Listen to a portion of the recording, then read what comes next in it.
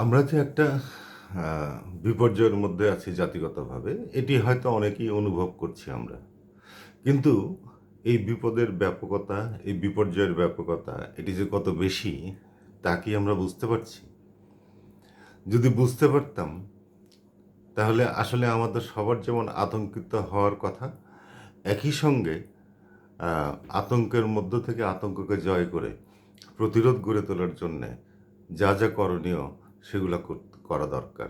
সেগুলো করা হচ্ছে না। মানুষ এখনও সততা বিভক্ত। যারা নিজেদেরকে মুক্তবুদ্ধি সম্পন্ন, অন্ততপক্ষে ন্যূনতম লিবারাল ডেমোক্রেটিক একটা মনোভাব যারা পোষণ করেন, তারা এখনও সততা বিচ্ছিন্ন। ব্যক্তিগত ইগো, গোষ্ঠীগত স্বার্থ, ব্যক্তিগত স্বার্থ এইসবের কারণে আমাদের যে একটা জাতির যা মূল ভিত্তি, তার ইতিহাস, তার অর্থনৈতিক অবকাঠামো, তার নৃতত্ব, তার সাহিত্য, তার সংস্কৃতি, তার যে রাজনৈতিক সংস্কৃতি, তার শিল্প, এই সব কিছু যে আজকে হুমকির মুখোমুখি, এটি আমরা আসলে ঠিকমতো বুঝতে পারছি না। বুঝতে পারছি না বলেই আমাদের ঐক্যবদ্ধ কোনো কার্যক্রম নেই। এ কথা তো মানতে হবে যে জুলাইয়ের ২০২৪-এর জুলাই আগস্টের আন্দোলনের পরে বা গণঅভ্যুত্থানের পরে একটা নতুন সরকার আসবে, এটি আমরা স্বাভাবিকভাবেই জানি এবং এটি সবাই মেনেও নিয়েছে। কিন্তু সেই সরকার যে মৌলবাদের দ্বারা প্রভাবিত এবং পরিচালিত হবে, এটি আমাদের কারো কাম্য ছিল না। আমি বিএনপি সরকারের কথা এখন আমি পুরোপুরিভাবে বলতে পারি না যে তারা মৌলবাদের দ্বারা প্রভাবিত, কিন্তু এটাও সত্যি কথা যে তারা মুক্তিযুদ্ধের ইতিহাস, মুক্তিযুদ্ধের ন্যারেটিভ এগুলোকে আম, প্রশ্নবিদ্ধ করছে। প্রশ্নবিদ্ধ করার কারণও আছে। কিন্তু যখন একটার পর একটা সংস্কৃতির উপরে আঘাত চলে আসছে, তখন তারা কিন্তু সেইভাবে কোনো উদ্যোগ গ্রহণ করছে না। সংসদে একটা বিরাট অংশ আহ, স্বাধীনতা বিরোধীদের এবং সমাজ প্রগতির বিরোধীদের দখলে। সংসদে জুলাই আন্দোলনের ফসল হিসাবে তৈরি হওয়া যে পার্টি এনসিপি, তাদের কার্যক্রম তো 18 মাসে আমরা দেখেছি। তাদেরও কয়েকজন আছে এবং তারা বারবার জোট তো বেঁধেছেই মৌলবাদীদের সঙ্গে, একই সঙ্গে বারবার মৌলবাদীদেরকে ধোঁয়া দিচ্ছে যে যাতে এদেশে মুক্ত চিন্তা, মুক্ত বুদ্ধি, এদেশের সুস্থ সংস্কৃতি চর্চা, প্রতিবাদী সংস্কৃতি চর্চা, সাহিত্য চর্চা, কবিতা চর্চা, এই সব কিছু যাতে বাধাগ্রস্ত হতে থাকে, বন্ধ হয়ে যেতে দেয়। কিন্তু আমরা জাতি হিসেবে হাজার বছরে যেভাবে গড়ে উঠেছি, সেই গড়ে ওঠা এই কয়েকটা মৌলবাদী উগ্রপন্থী এই গোষ্ঠী, তারা কি আমাদের পথ চলাকে থামিয়ে দেবে পুরোপুরিভাবে? অবস্থা দৃষ্টে মনে হচ্ছে যে তারা এখন অনেক শক্তিশালী। অবশ্যই তারা শক্তিশালী, তবে যে জায়গায় তাদের শক্তিটা নেই সেটি হচ্ছে সাহিত্যের মেধা। সাহিত্যের মেধা তাদের মধ্যে নেই, থাকার কথাও না। শিল্পের ক্ষুধা তাদের মধ্যে নেই, থাকার কথাও না। সংস্কৃতি চর্চার যে মৌলিক উপাদানগুলো, সেই মৌলিক উপাদানগুলোকে তারা আজ পর্যন্ত চেনে না। আর সে কারণেই সেখানেও তারা পিছিয়ে আছে। কোনো দিনই তারা মুক্তচিন্তার প্রগতিশীল লেখক, সাহিত্যিক, কবি, সংস্কৃতিসেবী, নাট্যকর্মীদের সমপর্যায়ে আসতে পারবে না। এটি তারাও জানে।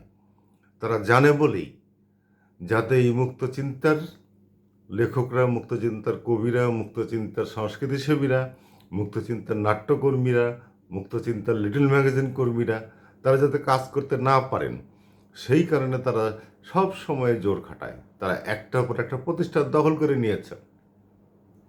সেটা বাংলা একাডেমি থেকে আরম্ভ করে সব জায়গায়। আচ্ছা ঠিক আছে, প্রতিষ্ঠান তারা দখল করেছে, সরকারি মদদে হোক, মৌলবাদী মদদে হোক, সরকারের নিষ্ক্রিয়তার কারণে হোক, কিন্তু দখল করে রেখেও তারা যেহেতু অযোগ্য, তাই তারা কার্যকর কোনো কিছু সাহিত্যক্ষেত্রে, সংস্কৃতির ক্ষেত্রে, নাট্যচর্চার ক্ষেত্রে কোনো কিছুই করতে পারেনি, পারবেও না। কারণ সাহিত্যের সঙ্গে অপরিহার্যভাবে জড়িত আছে মুক্ত বুদ্ধি, মুক্ত চিন্তা, গণতান্ত্রিক চিন্তা, শোষণহীন সমাজের চিন্তা। আজকে এত বেশি অর্থনৈতিক বৈষম্য, তো ক্ষমতাসীনরা এই যে জাতিগতভাবে যে যাকে আমরা বলি ম্যাক্রো ইকোনমি, সেটি হয়তো বাংলাদেশের কৃষকরা, বাংলাদেশের যারা বিদেশে কাজ করছেন তারা, বাংলাদেশের প্রবাসী বাঙালিরা, গার্মেন্টসের শ্রমিকরা, অপ্রাতিষ্ঠানিক শ্রমিকরা, কৃষি শ্রমিকরা, তারা ছোট ছোট ক্ষুদ্র ক্ষুদ্র ব্যবসায়ী, নিজের কাজ বা নিজের উপার্জনের রাস্তা নিজে খুঁজে নিয়েছেন যারা, তারা একদিন এই ম্যাক্রো ইকোনমির যে ঘাটতিটা সেটা হয়তো পূরণ করে দিবেন। কিন্তু জাতির যে অবক্ষয়, সেই অবক্ষয়টাকে এরা ত্বরান্বিত করেই চলেছে। নির্লজ্জ বেহায়া এরা মাদ্রাসাগুলোতে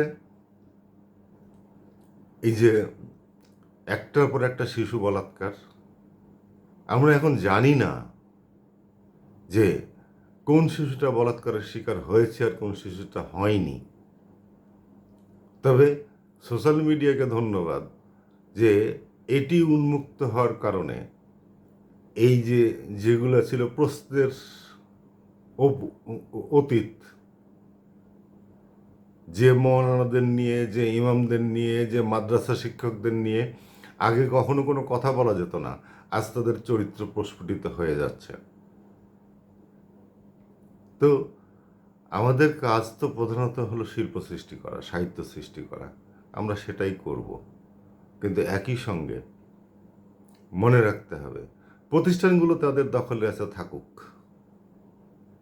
ওই প্রতিষ্ঠানের ওখানে গিয়ে কবিতা পাঠ করার জন্য, ওখানে গিয়ে আলোচনা করার জন্যে আমাদের আকুল হওয়ার কোনো কারণ নাই।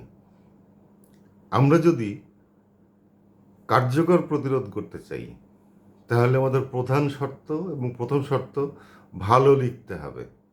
এটি হচ্ছে নিজের প্রতি নিজের দায়িত্ব। ভালো কবিতা লিখতে হবে, ভালো গল্প লিখতে হবে। ওই প্রতিষ্ঠানে যে কবিতা পড়া অথবা আলোচনা সভায় যোগদান করার চাইতে আমাদের নিজেদের ছোট পরিসরে অসংখ্য আলোচনা চক্র, অসংখ্য সাহিত্য চক্র, অসংখ্য সংস্কৃতি চক্র, অসংখ্য সঙ্গীত চক্র এবং নাট্য যে আন্দোলন, সেটি গড়ে তুলতে হবে, একেবারে নতুনভাবে গড়ে তুলতে হবে। আগের যে কাঠামো ছিল সেই কাঠামো দিয়ে এখন আর চলবে না। আর তাই বিপদের গুরুত্ব যদি আমরা বুঝতে পারি, তাহলে আমাদের এই যে তাৎক্ষণিকভাবে অসংখ্য ইস্যু যে সামনে আসে, সেই অসংখ্য ইস্যু নিয়ে সবসময় ব্যস্ত না থেকে আমাদের করতে হবে মূল কাজটি। আমাদেরকে মনোযোগ নষ্ট করার জন্যে অসংখ্য ইস্যু হাজির করা হবে, দেশে হাজির করা হবে, বিদেশে হাজির করা হবে, আমাদের পাড়াতে হাজির করা হবে, আমাদের গ্রামে হাজির করা হবে, আমাদের থানাতে হাজির করা হবে, আমাদের জেলাতে হাজির করা হবে। কিন্তু সেগুলো নিয়ে মত থাকলেই আসলে আমাদের চলবে না। ওগুলো অ্যাড্রেস করার জন্য আলাদা লোক আছে, তারা করুক।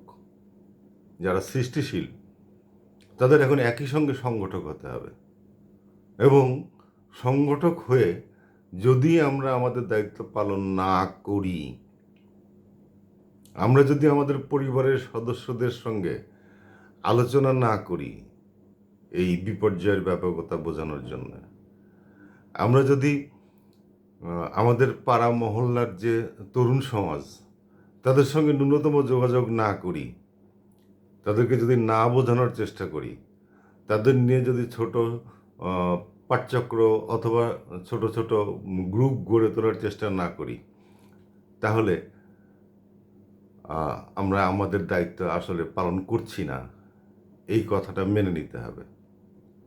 এই যে সারা দেশে প্রতিটা পাড়া মহল্লায়, প্রতিটা গ্রামে, প্রতিটা ইউনিয়নে, প্রতিটা থানায়, প্রতিটা জেলায় যদি এরকম ছোট ছোট গোষ্ঠী গড়ে ওঠে, যারা প্রগতিশীলতার রক্ষক, যারা বাংলাদেশের আবহমান সংস্কৃতির রক্ষক, যারা বাংলাদেশের আবহমান সংস্কৃতি সম্পর্কে সচেতন হয়ে উঠবে, যারা বাংলাদেশের সাহিত্যকে ভালোবাসবে, বাংলা ভাষাকে ভালোবাসবে, বাংলাদেশের মুক্তিযুদ্ধের ইতিহাসকে ভুলে যেতে দেবে না, তারা এক সময়ে হয়তো কয়েক বছরের মধ্যেই অনেক বড় একটা শক্তিতে পরিণত হবে গোটা দেশ জুড়ে।